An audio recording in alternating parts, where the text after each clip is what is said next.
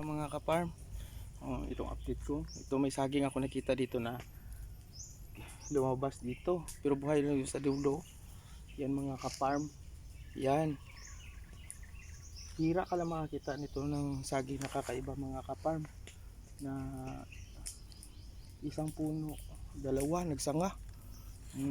Ito, susubukan natin kung mamunga ba ito. Kung wala naman siyang sakit. Yan, ang bagong kwan. Iwan ko kung mabuhay ba ito. Mga ka-farm, ito ang bagong kwan.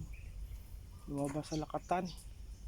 Hindi man siya kabago-bagong tanim ito mga ka-farm, pero ito akala ko natamaan ng sakit pero may lumabas na kwan. Kakaibang saging mga ka-farm.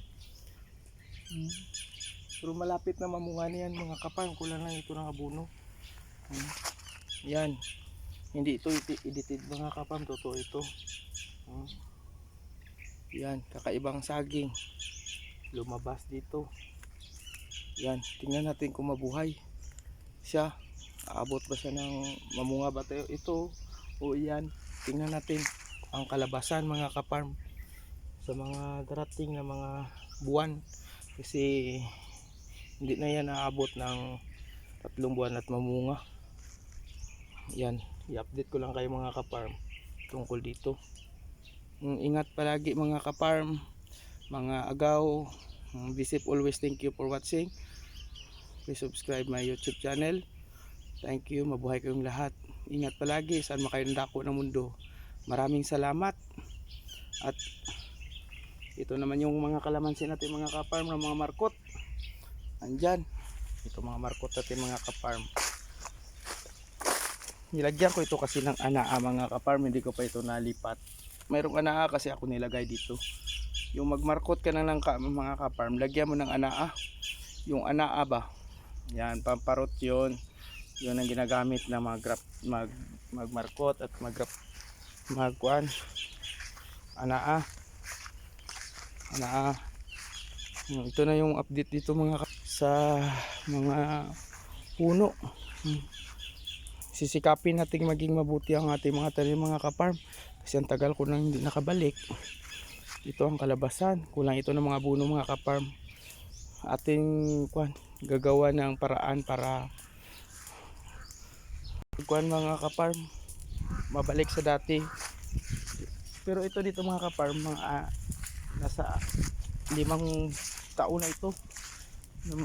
Andiyan na lakatan, pero ito 2 taon na ito. Diyan mga 6 na taon.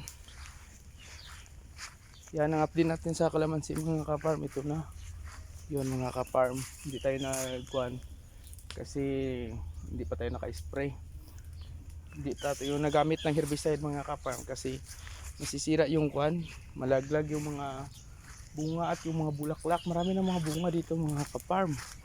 Ayan ito, yan malaglag ito kung magamit ka ng herbicide. Yan, iwasan natin magamit ng herbicide tuwing may bunga at bulaklak ang ating kalamansi mga ka-farm. Tips ng mga ka-farm, pwede kayo magamit ng pulyar. Depende sa anong pulyar gamitin yung mga ka-farm. Ito mga update ko mga ka-farm sa inyo.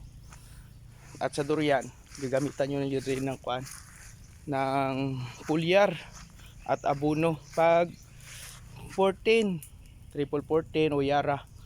At saka pag namunga na siya, gagamitan nyo para matamis, potassium mga ka-farm. Be safe always. Thank you for watching. Please subscribe my YouTube channel.